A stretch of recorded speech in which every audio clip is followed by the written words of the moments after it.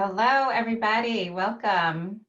I'm so excited to have you all here today. We have such amazing guests. We have an incredible program. I'm going to give people another minute to log on.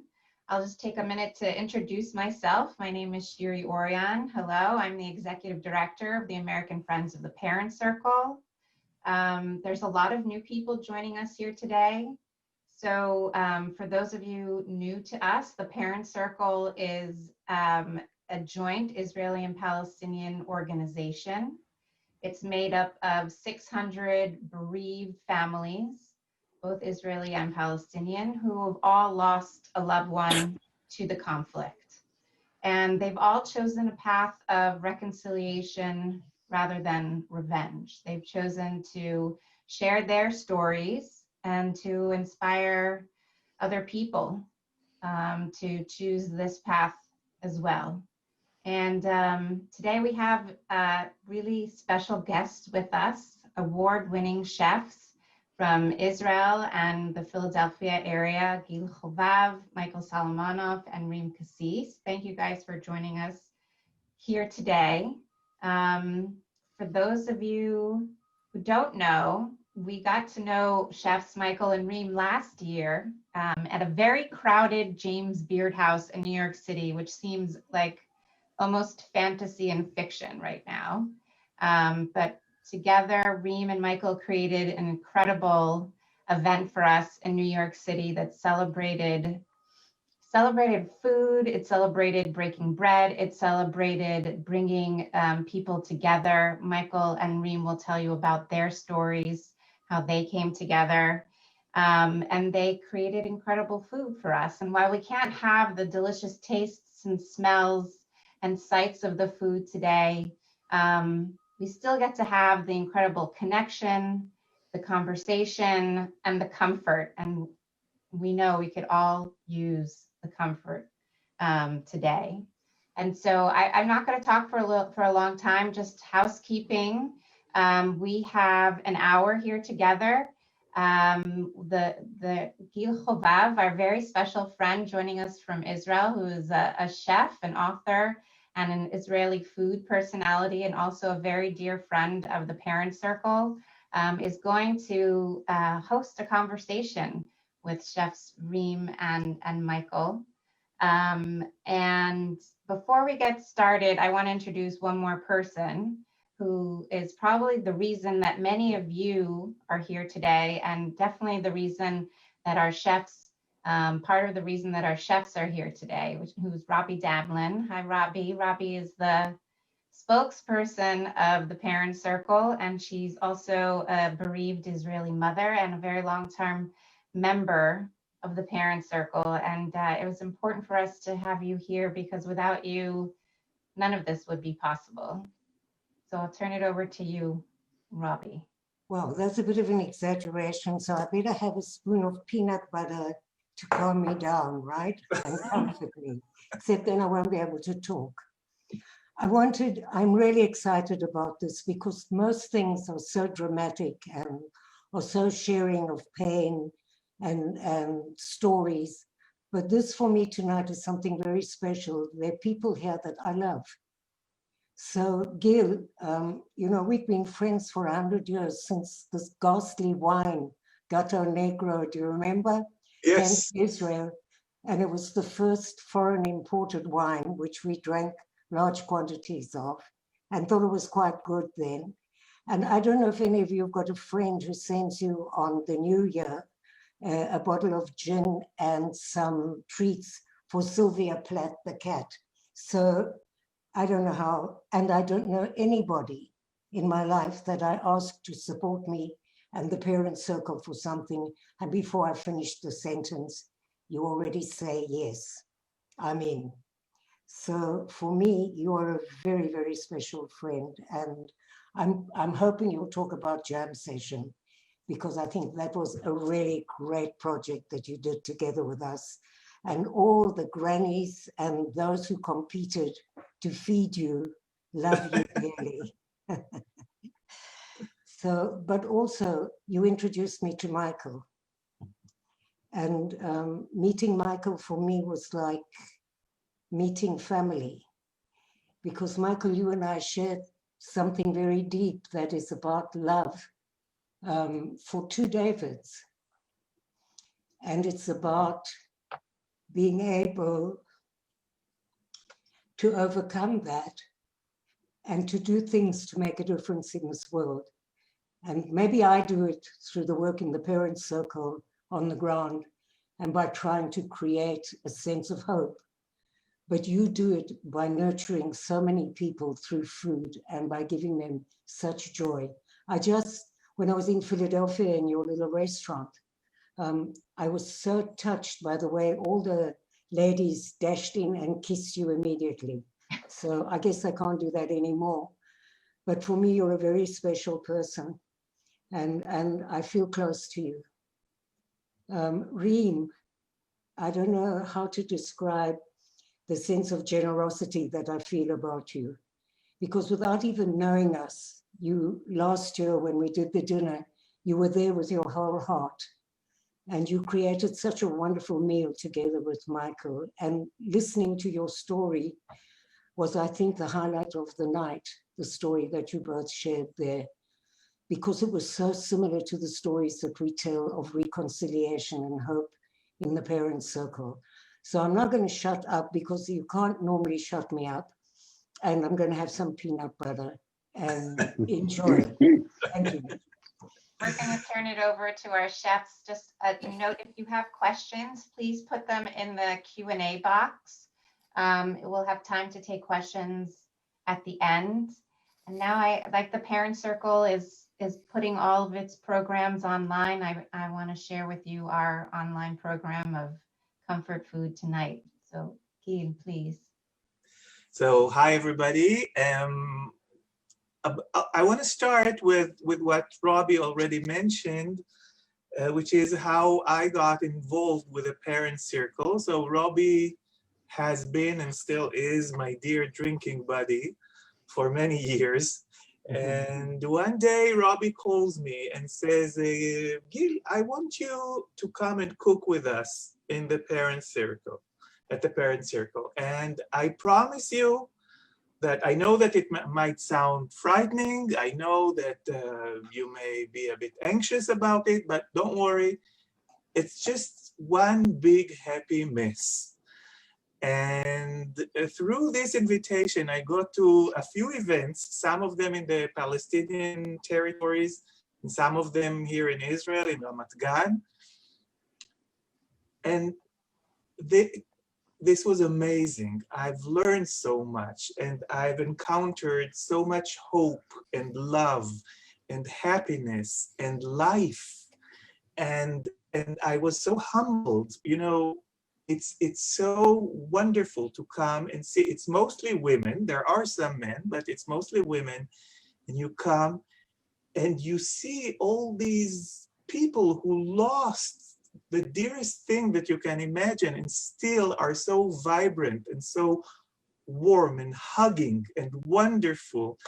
And the most wonderful thing for me was that, you know, I do television. I did a lot of TV series about food. And one of my series was called Captain Cook, in which I traveled the world through 3 Michelin star restaurants. So, you know, the best restaurants in the world, the best chefs, etc., for 2 years. And what I found out was that the 2 best restaurants for me were the restaurants in which the chefs were women. Michael, don't be offended. You are an ordinary woman for us. Okay, so it's okay. Thank you.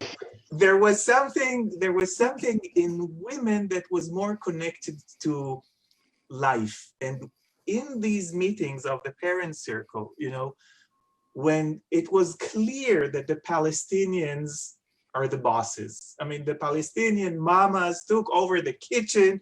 The Israelis were running like this around them. I'll wash the dishes, I'll do that. But the Palestinians took over and they fed us and they hugged us. And there was something of togetherness that is very dear to me. So of course, when Robbie suggested this event with Michael that it's true that I did the introduction between Michael and Robbie, but even though I didn't know Michael that well then, the minute I said, Michael, I have something to ask, I didn't even say the K of ask, he immediately said, I'm in, just tell me when and where I'm in. And then he said, I have a dear friend, Reem Kassis, wherever I go with her. I want to do it with her. And of course, it was a huge success. So Reem and Michael, maybe you can share with us how you two got to know one another and how you two got together. Well, thank you, Gil. So many thank yous, but I don't want to waste time with all that. I'm honored and touched to be here. But Reem, you're the eloquent one of us, and you're the Palestinian mother. So tell everybody. I was listening to Gil talk, and I was like, "Oh my God, is this what I'm going to become like?" That's you. That's you. I already am. That's you right now. Okay. Yeah. This is what I want to be. Come on. Thank you guys for doing this and for what you do in general. I mean, Mike and I don't often do many events together, but if we do, it's for causes that we really believe in. So I think that speaks for itself. In terms of how we met, I think it was kind of random in a way. My book had just come out and I was sending copies of my book to prominent people in the community, and I hesitated to send Michael one. You know, there's this whole, I'm writing a Palestinian book, why do I send it to an Israeli chef? And I don't know why. I think I watched your movie, Mike, In Search of Israeli Cuisine, and at the opening, the first thing you say is, you know, here's a typical Israeli meal. You point to the hummus and you say, this is Palestinian. You point something else and you say, this is Moroccan, this is Yemeni. And I think, oh, so he's not actually denying, you know, Palestinian food and whatnot. And I wrote him a heartfelt letter with the book. And I think I'll let him tell you what happened when he received the book, but we ended up meeting afterwards. And in typical Palestinian mother fashion, I say, oh, you should come over and eat. Bring your kids, you know, and just come over and eat. And they came over one Sunday. And I think it's been almost 2 years since, where, with the exception of the last few months, we've met every single week and had a meal together. Yeah, I think that there is, this COVID thing has just totally screwed us up. But I told Reem, and I've said this before, and I'll continue to say it, whatever it is that connects me to like home and people, you know, and there's this sort of idea, I don't know, the States, it's like weird. When we eat here, we have like a 3-hour slot or 2-hour slot with friends, and you make plans and you get babysitters and your timer goes off and you go back to your house and maybe you make plans another month, right? But back home, whatever home is to us, you come and go, you sit for as long as you want. There's no start to end to any meal. And you don't wait for any formal invites. And whatever that is, I have with Reem. The fact that we were in Philly at the same time, I think, is really serendipitous and really sort of perfect. Like, what are the odds? Yeah. What are the odds? But, you know, the older you get, the more you realize that we're like connected and I don't know. So I don't know. And the fact that like my closest friend in Philadelphia is a Palestinian is also sort of perfect and fantastic. And we met because she reached out to me and took a chance, actually. Because there are a lot of things that a lot of parts of our society and our culture that say, wait, we're not supposed to do this or acknowledge this or that. And some of them are subconscious and some of them are conscious. And she reached out to me and she's like my best friend. And she was back home this summer in Jerusalem. And I was freaking sad for like months and months, you know? And my kids were sad, you know? And so we can sit and politicize our relationship, and we can even have these like events where we're together. But at the end of the day, we can also just be friends and like love each other and put aside the shtiyot that doesn't actually matter. And so that, I think, is what is important, especially right now, as we're all sort of polarized as much as possible by sometimes governments and sometimes culture or whatever. So I don't know, but I do miss my friend, and I'm glad you're back. Me too. So as soon as I have a kid, you can come over. Yeah. When things get rough, what we need is comfort food. And we said that we would be discussing comfort food today. And each of us brought their own special comfort food. And strangely enough, I was discussing this with Reem before, it's all my grandmother's cooking. I mean, we all share the same grandmother, I guess. We do. But Reem, what's your comfort food, except for chocolate? Except for chocolate. So for this session, as I told you, I thought you were going to out me right now. I put the ajje, which is the omelet, and it is a comfort food for me. But the main reason I picked it for today is because we just moved houses, and it was probably the only thing I could cook in the kitchen. But that aside, I chose that because every weekend we spent at my grandmother's house, and surprisingly, this was either grandmother, paternal or maternal. They would wake up in the morning and start making these eggs, which are so basic. I mean, you're just whisking eggs, some herbs, onions, garlic, whatever, and they would. You say some herbs. Yeah. What are the herbs? So mostly parsley and mint. Sometimes they would put dried za'atar or fresh za'atar if they had it. Sometimes coriander, dill, or fennel if it was in season, but primarily parsley and mint. And green no onions. potatoes in your ije? No. No. This is a latke already. Yeah, no. This is just plain eggs, herbs, a bit of flour just to hold it together, and they would turn them out one after the other, super thin. They'd smear a pita bread with labanet, put it inside, and give each kid their sandwich. So I still do that on the weekends. Yeah, so again, it's my grandmother's food from my Yemenite side. My father was a very prominent figure in the IBA, the Israeli Broadcasting Authority. Never cooked, never ever in his life entered the kitchen. The only thing that he once tried to make was ije, because it was his mother's dish, and he actually burned the kitchen while doing it. So yes. The other time he got into the kitchen, one day my father said to my mother, well, Drora, that was my mother's name, why don't you make me a cup of coffee? And she said, why don't you make yourself a cup of coffee for once? And he said, okay, I'll do it. And he went to the kitchen, and we all listened because we were sure that the house is going to burn down again. And then suddenly we hear a weak voice from the kitchen calling us, how much sugar do I take in my coffee? So this is the best my father could cook. Michael, what's your comfort food? Mine are borekas. They're my grandmother, of course.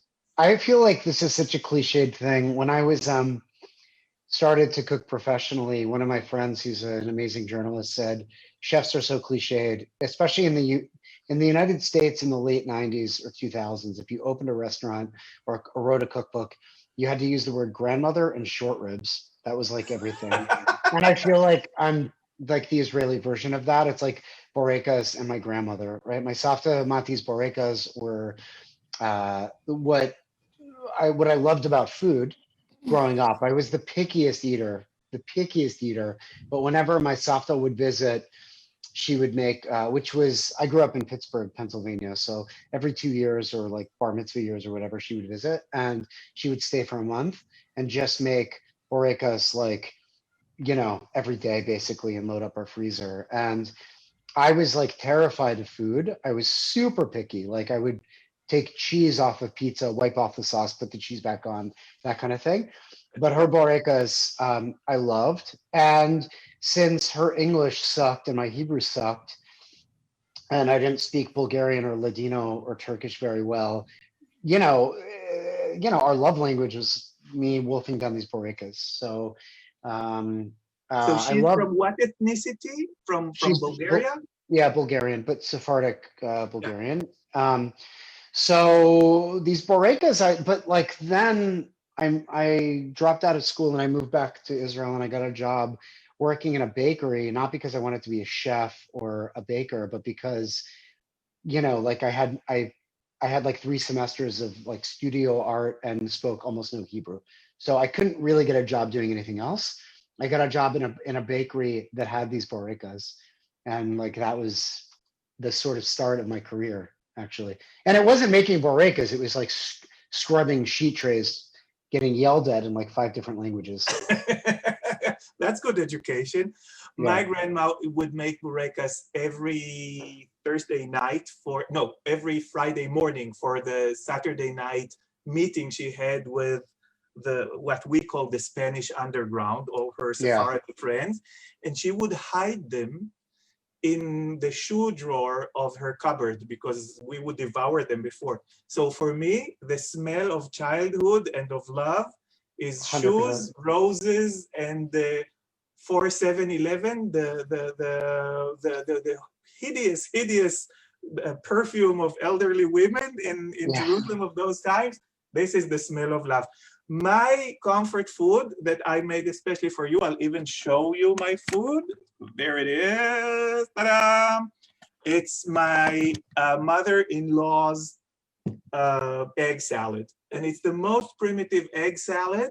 It doesn't have mayo, it doesn't have mustard, it doesn't have anything except for hard-boiled eggs and onions fried in ruthless quantities of simple oil, not olive oil. And believe you me, it's the best egg salad ever. Whenever I serve it, people immediately, sneer at it because it's so simple and primitive, and then they get addicted and they ask for it again and again and again. But having talked about simple foods, I wanted to ask you as two very prominent book writers, cookbook writers, authors, is there any dish that you feel guilty about? Something that you didn't include in your books yet, or something that you've changed and you're sorry that you did, or something that you feel that didn't work right? It's confession time. God, that's a difficult question. I mean, I think that cuisine and identity are constantly evolving. So there's a lot of things I would do very differently. I've written a couple cookbooks and I would change half the recipes if I could now. Really? Make them more simple or what? Well, I mean, I guess I'm not just saying this because of like present company or anything like that, but I mean, our, the sort of comfort with calling things Palestinian or saying the words Palestine over and over again is different for me now than it was then. Mm-hmm. And I felt like there was such a huge political implication that you had to be like very careful or talk to publishers or like, I don't know. I guess I've lost that sort of hesitation now that it can just be what it is. And that like calling hummus like, which I've actually never had a problem with, but saying the word Palestine or Palestinian or putting the word Palestine on a map, mm-hmm. In Israel is like means that like there's going to be like another freaking Holocaust or something like that. I just don't believe those things anymore. Yeah. So I guess I would probably be a little less careful. And Reem, I remember reading that you wrote that one of the biggest problems for you with your first cookbook was that you had to leave so much stuff out. Mm. So how does one choose? When you write about the Palestinian table and you leave so much stuff out, how did you do this? I mean, you have to think initially of the audience that you're writing for. And I think you realize at the end, you're never going to please everyone. If you're writing for Palestinians abroad, if you're writing for foreigners who are not familiar with the food, someone will have a gripe with one thing or other. And I'll give you one small example. Kubbeniyeh. I was very adamant about not putting it in the first book because I said, who can buy really good quality raw meat, super fresh, nobody's going to make it, so on and so forth. And my mother insisted and put her foot down and she said, you're from the Galilee. This is the quintessential celebration dish from there. You're going to put the recipe. I don't care if nobody makes it. And so I did end up putting it. And, I had to put so many explanations in there about it to basically, tell people the meat has to be super fresh and it cannot be supermarket ground meat and so on and so forth. I don't know if anyone's ever made it from the book. I know it's been republished in multiple different places, and I know it's Mike's favorite. We make it from the book all the time. Do you? Oh my God. See?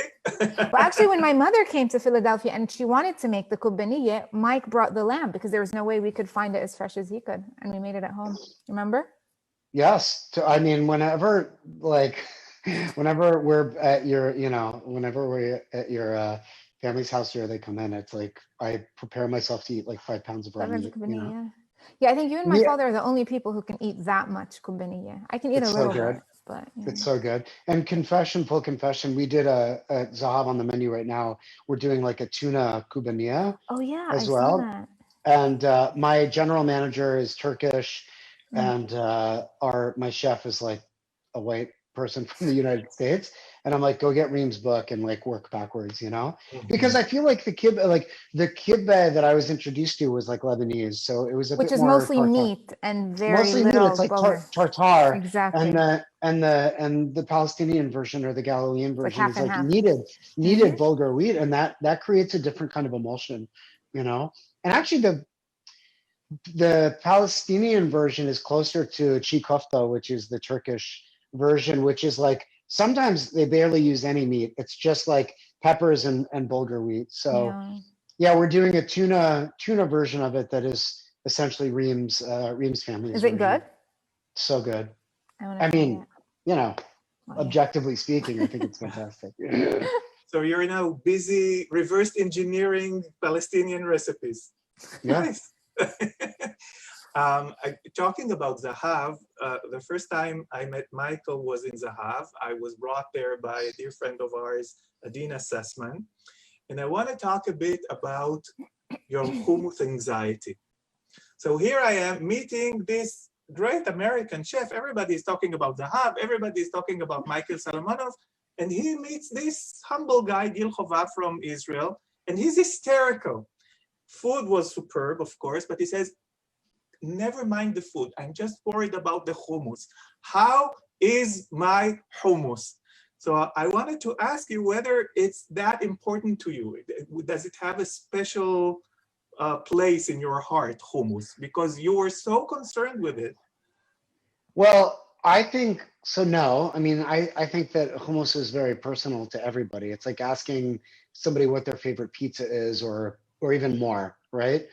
But asking an Israeli or Palestinian, having an Israeli or Palestinian in the restaurant, there's a few things that are important. It's the bread, obviously. It's the hummus, or it's like, I don't know. Maybe that's it. I don't know. Or it's the salad. Like depending on where they're from specifically, it's like whatever salad.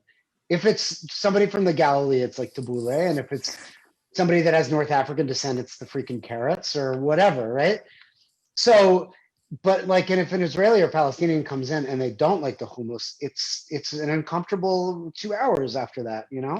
So how is the hummus, Gil? Get back to it. Perfect. It was very good. And even later on another visit to Philadelphia, I had your falafel, and it was a revelation. I mean, you know, never in Israel did we see such a clean falafel parlor and such great falafel. It felt unnatural. You know? I know. I feel like we should, every time I go in there, I'm like, should we put like peanut shells and grease on the floor or something? Exactly. Or, yeah. And you know, and the radio in the background and somebody screaming. Yeah, exactly. Talking about comfort food, you guys may be too young to remember it, but once there was a TV series, very successful, called 30 Something. And in it, there was an episode in which there was sort of like a Shiva. There was a mourning, somebody died and people were coming to, and everybody brought banana bread. Apparently in America, when you want to give something at a Shiva, you bring banana bread. And I was wondering, in your family, what would you, it's always an embarrassing question for me. What would you bring to a Shiva when you go? Because for we Yemenites, I'm half Yemenite, Yemenites don't bring cooked food to a Shiva. They bring stuff. They bring sacks of rice, sacks of flour, because the assumption is that somebody died. Now you can't, you know, go to work for a month or so. So you bring, you know, supply. But God forbid, when you go to visit somebody who lost someone, what would you bring? Would it be a cake? Would you bring them whatever they love? Or what's the most hugging dish that you can think of? That's a really morbid question. Yes. That I haven't thought of. Reem, can you I please mean, answer? We don't necessarily go carrying food, but when somebody passes away in an Arab community, different families will take on the task of feeding everyone for that day. And generally it's foods that can feed masses. So you have mansaf, you have idre, you have ma'lube, all these dishes that can often also be made in like the town oven. So when somebody dies, someone from the family will take on the task of this day, and you will continue doing this for almost a week. But very big rice dishes for the most part. Lots of chunks of meat. And Yeah, I Reem, feel can like you tell us a bit pastries. about your next book? I understand that you're working on another book. Yeah, so I'm done working on it. It comes out in the spring. The Palestinian Table was supposed to be my first and my last cookbook. But of course, as things happen, I got sucked into the food world, and the second one's coming out. And it's almost a byproduct of the first, in the sense that I started researching food much more when the Palestinian Table came out, especially for interviews, when I would be asked, you know, what is the difference between Palestinian and Syrian, Palestinian, Lebanese, etc. And once you go down that rabbit hole, you realize the provenance of food is so ambiguous. I mean, if you go far back in history, there is no such thing as authentic cuisine. Everything has influenced everything else. And the further back you go, you realize much of food started in the cradle of civilization, which is Mesopotamia, present day Iraq, and the Middle East.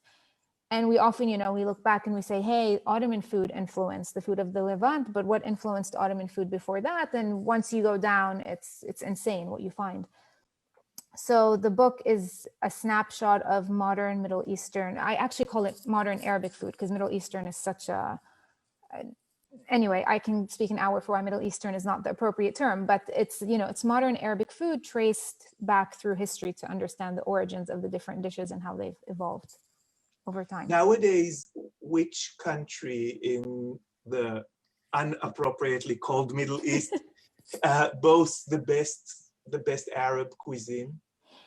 I think best is a matter of personal preference. It's very subjective, but reputation-wise, you know, the Lebanese are recognized for their mezze, the really small platters. Syrians tend to be recognized for their comfort food, and generally, you know, those Jordan, Palestine, Syria, very similar big comfort meals, if you will, rice-based dishes, kubbe dishes, things that feed masses. Egypt definitely not recognized for their food. No, we tend to say that food goes from south to north. Like Egypt is the lowest, and then Israel and Palestine are okay.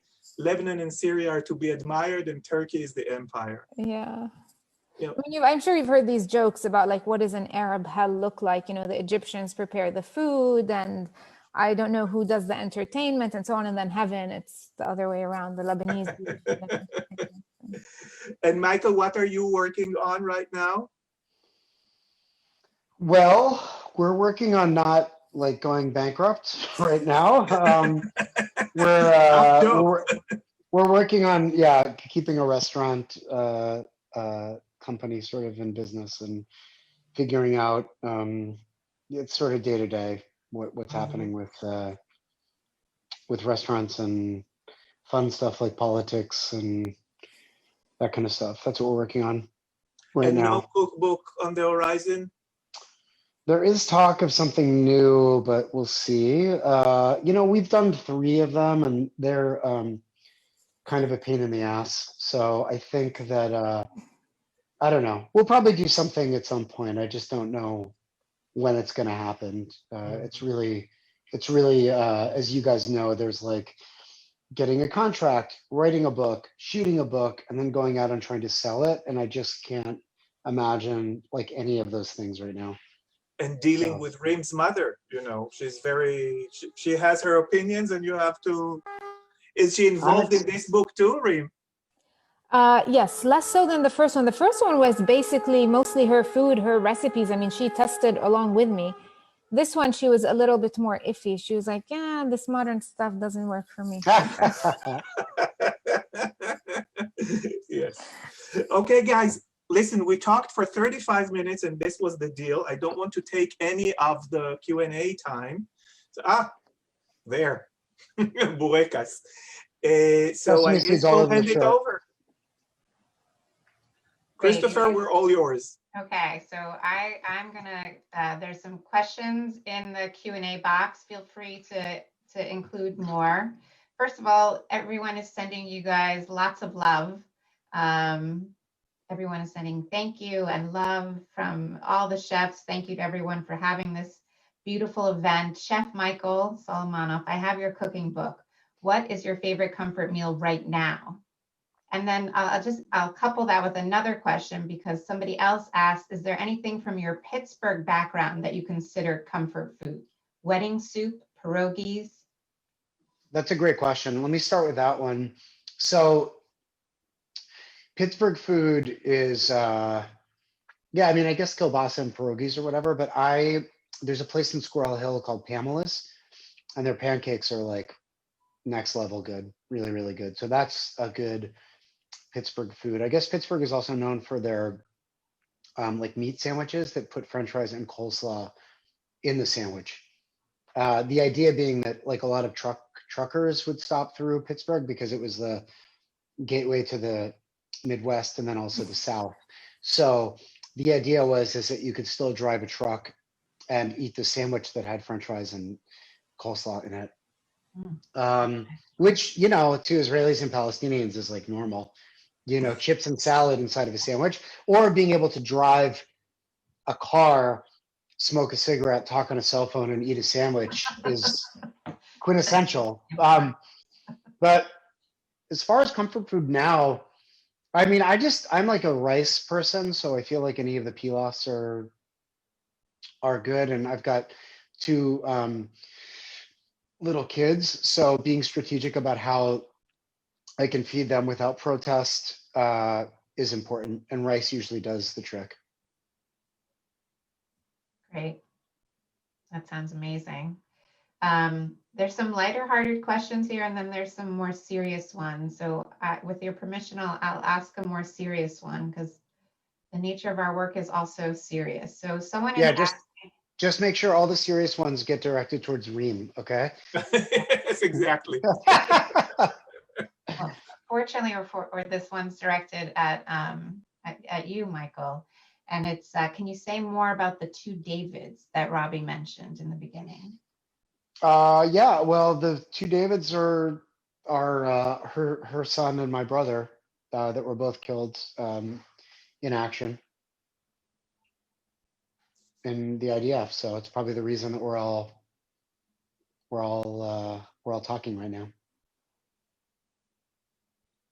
Thank you for sharing that. And I think, you know, some of what we've been hearing here today, it also reminds us about the people that are not with us, right? And that is so much also about food and remembering. And I know that Reem and Michael, you have a special connection around Memorial Day, and Michael's brother that you shared with us in New York last year, but not everybody was there. Would you be willing to share that again? Sure. I think it was soon after we met. I mean, we met in November, and it was probably the Memorial Day right after that. And I just called Michael to check in and see how he was. And I said to him, you should, you know, come over for a meal on that day, and you can tell me more about your brother. And I didn't think much into it at the time. I just thought, he's a friend of mine who, this is a difficult day for him. I want to be there. But I think for him, it was meaningful coming from someone on the other side. I don't know. Right. And I think that also that year was different for me. A, because Memorial Day and Independence Day are right next to each other. And B, because, you know, Independence Day, even though I'm like not in Israel, always meant something different until I now loved like a sister, a Palestinian. So on one hand, I'm celebrating independence, and then on the other hand, I have to sit with somebody that celebrates Nakba on that same day, and it meant something very different to me. And while I was going through this, my friend who's a Palestinian is inviting me over to comfort me, to celebrate the life of my brother who died in as an Israeli soldier, and the complexity and the layers of that, or the sort of gray area in which we all sort of have to live, was never more prominent. Could I interrupt and tell a story about David, my David? And we used to cook a lot together, and he used to invite all his friends who didn't speak to their parents over the holidays for meals. And so he decided to make olives, pickled olives. And he came home with this huge bottle of olives, but he poured, I think, half a bottle of salt in as well.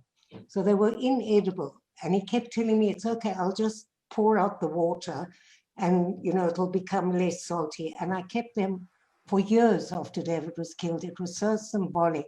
Of course, we could never eat the olives, but food was a very essential part of my relationship with David. And cooking together is a wonderful thing to do with your children. It just we had so much fun in the kitchen, you know? You know what, Robbie? There's an olive tree in the cemetery on my brother's grave in Kfar Saba in the military cemetery.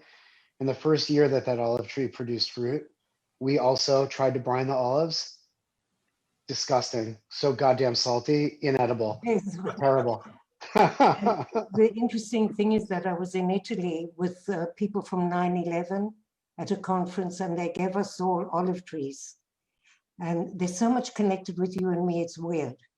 Because this woman couldn't actually she'd lost her brother in 9/11 and she didn't have a grave. So I took her olive tree and I planted it on David's grave. So there's an olive tree on his grave as well. Wow. And I said, now you have a place, you know, for your brother. It's weird. Someone's asking a really important question, and I think it's relevant in so many ways, both in the United States and in Israel and Palestine. So Seth, thank you for your question. He says, one of the beautiful things about today is the respect and love everyone has for each other. Unfortunately, my family is, let's say, exceptionally closed-minded about the other. Can you offer any suggestions on how to use food to open the minds of those who are closed and hardened? Should I go? Yes, please. My God. I mean, we've always said this whenever people ask Mike and me this question about food diplomacy. I say food is not the answer. Food is just, I guess, one of the byproducts. It's a way to build connection with someone. So I would tell Seth, don't focus on the food per se, but if you want your family to be more open to the other, the only way really is to meet someone from the other side. You know, I don't think it was food that changed either my perspective or Mike's. I think it was getting to know the other person. Food was a way to do it, but for someone else, it might be something other than food that interests them. It could be painting, it could be music, it could be any kind of shared interest that helps you get to know the person across from you as a person and not as, you know, a political entity or as an image of something or a representation of something that you dislike. I don't know how practical it is to apply, but that's my 2 cents. I totally agree. I think that I'm not that invested in, you know, chefs for peace and this and that. I don't think that if people break bread together, they'll make peace. It's more serious than that. But it gives you a start. You sit next to one another. You can argue about hummus. Wonderful. Okay, that's the beginning of a conversation. And from there on, if you're kind-hearted, you'll see that the other person is just like you or maybe even better. Yeah, I agree. I think that food is so emotional and so personal and also representative of so much. I don't think that we're gonna like break bread and like start strumming a guitar and there'll be like peace in the Middle East. But I also think that like traditional forms of diplomacy are so divisive that like, why not? Also, it's hard. I mean, you know, you sit across from somebody and become close to somebody else. I've said this before. I'm like, at what age do I tell my kids that when we're in Israel, we have like different rights than Reem's kids, who they love, who we adore, who we consider family.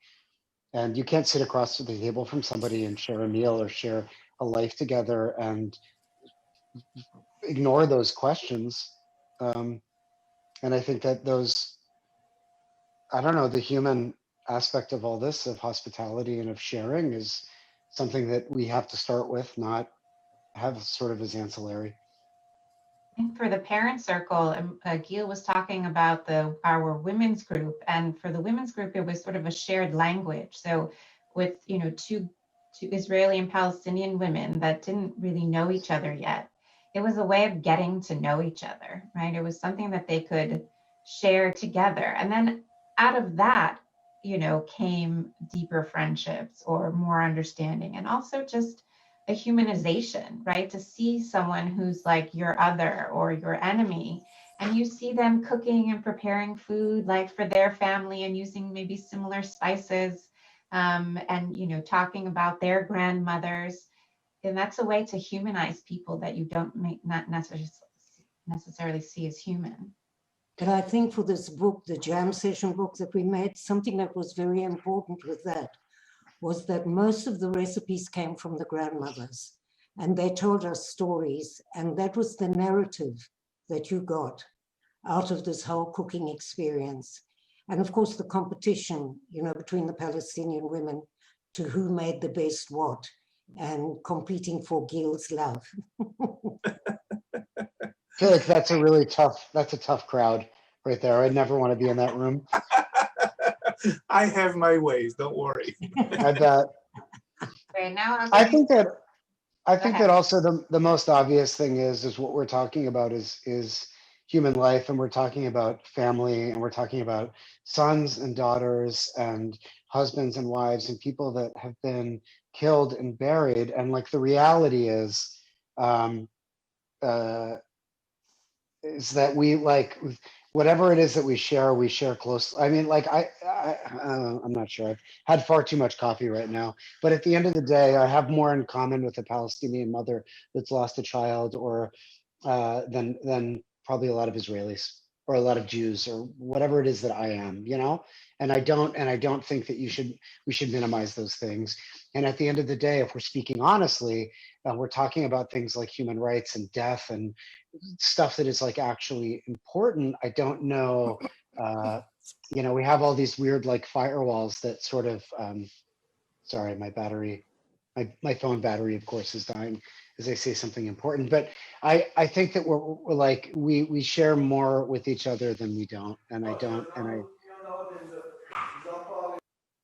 Oh, sorry. There's somebody yelling in the background. That's it, Reem. Is that? There's still construction going on at the Of house. course. Sorry. Say it again, Michael, because it's important what you're saying. I lost my train of thought. I guess at the end of the day, when we're talking about things, we're talking about lives lost and people that have died in conflict. I share more with the enemy. I share more with somebody that's not like me than I do with most other people on this planet.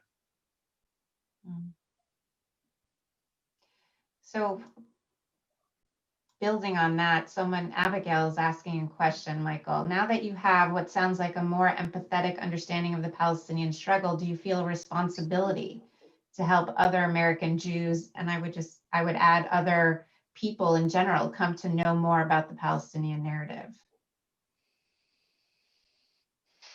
Yeah, I do. But as we all know, it's like figuring out, we have to be like strategic. I posted something about Reem's, an article that she wrote, and it is like, I don't know, the amount of like craziness that comes out on social media. I understand this is we have to be careful with these things. What I don't want to do is alienate. I want to introduce people to Reem as much as I can, and not just Reem. I just think this idea that like, I don't know, whatever it is that we're all sort of fighting for, which is equality and empathy and sympathy and things that are very, very human. Of course, we want to, it's our responsibility as humans and as Jews and as Israelis or whatever, it doesn't really matter. But I feel like people are so polarized and so sometimes defensive of like, I'm not sure what. So yeah, to answer Abigail's question, it is something that I feel strongly about. But I feel like the sort of method or the vehicle in which we introduce is very important. Reem, do you want to add anything to that? I know the question wasn't addressed to you. Oh, you're on mute. There you go. I was listening to what Michael said, and I know he feels that sense of responsibility, but I also know it's a lot more difficult for him when he tries to do it, because on the one hand, you have people in the community who will say, you're a self-hating Jew, you're this, you're that, when really all he's doing at the end of the day is trying to start a conversation. But I think people, like he was saying, have become so polarized, they don't even want to entertain it. And then on the Palestinian side, you have this skepticism. Well, how can you have an Israeli restaurant but still be pro-Palestinian? And try to explain to them that these things are not mutually exclusive. So it is a struggle, and mostly it arises from people just being afraid to let go of the preconceived notions they have, because it's hard to admit that you've been wrong for a long time, or that, you know, someone that you can disagree with on something can still be a good person, or can still be on the same page as you on something else. So I think it's on all of us to do it. I think people think they are very polarized, but when they actually get to know each other, it's much less than you would imagine. Even in political parties, there's been a lot of research lately on polarization, and is it really as deep as we think it is? And actually, when you get to know the person and their humanity, suddenly it isn't quite as deep as you imagined. Mm-hmm. And so this is all about what Michael is trying to do, and what we do in the parent circle is because there's this total cutoff. People don't know each other. And so why would I think that you know, and whatever I think about you, if I don't know you, there's probably the mirror image from your point of view about me. But when we get to know each other, it's something completely different. Doesn't mean we have to hug each other and eat hummus, although I wouldn't mind a bit of Michael's hummus now. Well, okay, speaking of hummus, I promised some lighter questions too. So, well, no, actually, let me go back to the other, what we're talking, I mean, like, quite honestly, this is something that I have struggled with before. If we're talking about human rights and equality, I don't know why this is actually like a progressive issue, right? I don't think I'm like super far left, but when we're talking about we're talking about equal rights, and we're talking about pursuit of life, liberty, all this other shit that, like, as an American or as an Israeli or as a Democrat or as a human being, I can endorse. I don't know why it's a progressive issue when I have to stop at, like, my friend Reem, right? Or a Palestinian that I don't know.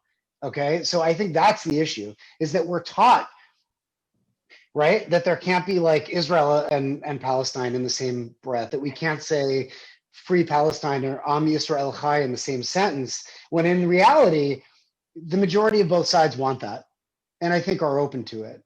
And the moment that we start taking away the human aspect, right, and I can't in the same breath say, oh, you know what, there is such a thing as Palestinian cuisine when I'm describing my grandmother's borekas, then we have a problem. And like, that is the issue.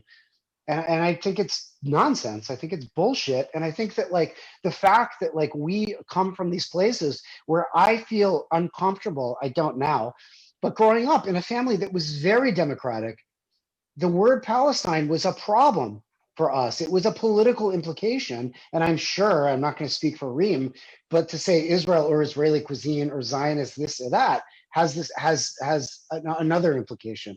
That is the problem. That is the issue. And that is, like, the stupidest thing. As an American Jew, as somebody that believes in equal rights, I don't know why that there's this, like, we have this thing. Well, so I think this could go on forever if we keep going, but basically I think the issue is what's going on the ground.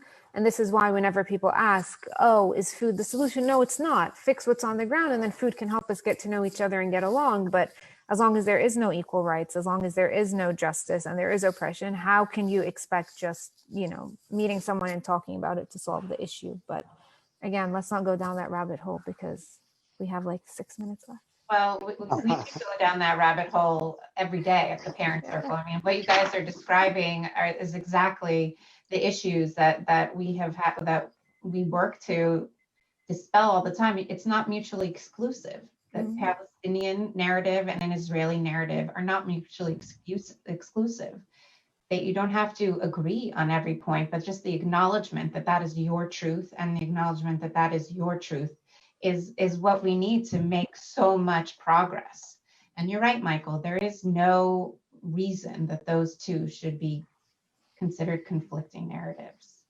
You guys are amazing. I don't know, people are asking so many questions. We're like in such an amazing spirit right now that I feel almost strange to ask you some of these questions, like what are your tips for making good hummus, and what are the best, foods that you've ever made for each other? These are some of the questions. Michael, I just want to touch on one thing. I see the shirt that you're wearing. And I know that you're very active in getting out the vote. And someone asked, on the threshold of the election, do Michael and Reem think the gap in America between right and left can be bridged in some way through food? So, Michael, obviously you have something to say to that, given your shirt and who you are and your personality, and you're obviously using, building on your position and your reputation as someone who people look up to make a difference.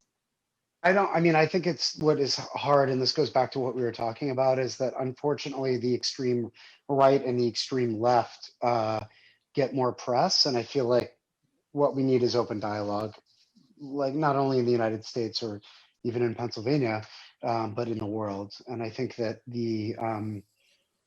unfortunately, this idea that you can have sort of like conflicting ideas, or I don't know. I mean, it's just, look at I don't even know. It's too much right now. It's like everybody's kind of losing their minds, and this sort of gap between the right and left is so far that I don't know. With food, all we're trying to do in Philly right now is get people to vote early by incentivizing them by having free food at like early voting locations. And that's so we can get an even representation in Philly. And it's sort of nonpartisan as it gets, which is hard for me. But I just think that giving everybody, listen, I mean, in the United States, your right to vote, your right to protest, and your right to like eat Doritos and watch TV this is like America, right? So I feel like having proper representation is what we need right now. Thanks. Reem? Again, it's such a long discussion, but the gap is so big in the US, I think in large part because of A, fear, and B, just inequality between people. And to tell them, hey, come have a meal, try to understand the other person's side. There's just so much inherently wrong on the ground, if you will, that before those issues are addressed, how are you really going to expect people to meet in the middle? It's polarizing. There are people who are so far right that how are you going to get them to even, sometimes the best way to win an argument is just not to engage in it. And that's why, even with Israelis and Palestinians, someone who's on the far right, you've lost that battle, just move on. Try to find someone who's more influential, who's somewhere in the middle, and try to change their narrative that way. You're never going to bring everyone to the middle or everyone to your side. You just need a critical mass to become louder than the extremes on either end. It's totally correct. Gil, any last words from you? I think that I do what Michael does. Whenever I go to a demonstration, I tell everybody that I'm going to bring cake, and then more people come. I post it. I say, hey, this demonstration is going to have good food. Come over. I bring cake, people come. That's what we also do that's what we do for Shiva, that always. I think about this all the time. When you go back home, I have to not tell people that I'm in town, because it's like, come over for coffee and a piece of cake. And then you're there for 7 hours, right? And that at every Shiva, we bring sweets, and now we're making donuts to get people to go out and vote. So I don't know. I'm not sure where I end with this. I just want to hang out with Reem and eat cake. I want a donut. I got you. I got you. Vote if you want a donut. I'm not allowed to vote yet. I'm not a US citizen. Not a citizen yet. But my husband finally changed his. Well, he'll get a donut and bring it to you. Fair point. Yeah, we have donuts. We'll fry some donuts in his back in Israel and Palestine when we're all together. Let's do it. I just wanted to make one little acknowledgement to Shiri and Christopher. Shiri I've known for 100 years as well, and without her, most of whatever's happened in America over the past 15 years wouldn't have happened. And she's so dedicated and so so much part of the organization that I can't thank you enough, Shiri. And Christopher in the background, who fixes up all my messes with Zooms and things like that. I really thank you also, Christopher. I hope we've been able to bring some comfort to everybody today. I know that there's a Oh. lot of like, general Oh. anxiety, comfort, and hope. Thank you to everyone who came today. Thank you to everybody who has already supported the Parent Circle today. For those of you who haven't, please consider it after you've heard the important messages from Michael and Reem and Gil today. A special thank you to the 3 amazing chefs that we've had here. You guys do so much for our organization, not only just by showing up, but the messages and the stories you have to tell. And you really do feel like a part of our family. And so I would say that food has brought us together, but not just food, because it's also what's in your hearts. Thank you. Thank you, guys. Thank you very much. Thank you, guys. Take care. Bye-bye. Bye. And Thank I'm you, going to make guys. all of the recipes today. Yes. And everybody, all the attendees, make sure to keep a lookout in your email inboxes because you will receive the recipes from Reem and Michael and Gil. Bye-bye. Thank Bye. you. Take care. Bye-bye.